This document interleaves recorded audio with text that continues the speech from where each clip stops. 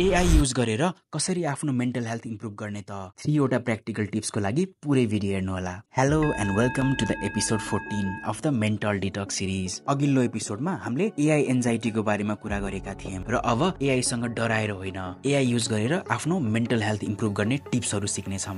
Number 1, AI use गरेर आफ्नो बारेमा सिक्नुहोस्। च्याट जीपीटी मा गएर यस्तो लेख्नुहोस्, म अहिले तनाव फिल गरिरहेको छु, मलाई केही पनि थाहा छैन, प्लिज हेल्प मी। इंग्लिशमै लेख्नुपर्छ भन्ने छैन, अनि स्पेलिङ ग्रामरहरू केही पनि मिलाउन पर्दैन, जे आउँछ लेखिदिनुहोस्, एआईले आफै बुझ्छ। नम्बर 2, फेरि एआईलाई यस्तो सोध्नुहोस्, मेरो धेरै सोच्ने बानी छ र सानो सानो कुराले पनि तनाव दिन्छ, मेरो लागि एउटा रियलिस्टिक डेली रुटिन बनाइदिन पर्यो, अनि जे बनाइदिन्छ त्यसलाई फलो गर्नुहोस्। नम्बर 3, अब एआई मा गएर यस्तो पनि लेख्नुहोस्, मेरो खराब बानी छ, यसलाई रियलिस्टिक वेमा बिस्तारै बिस्तारै थाहै नदिई कसरी सुधार्न सकिन्छ त। यसरी एआई युज गरेर तपाईले आफ्नो दिनको सबै प्रब्लम सल्भ गर्न सक्नुहुन्छ।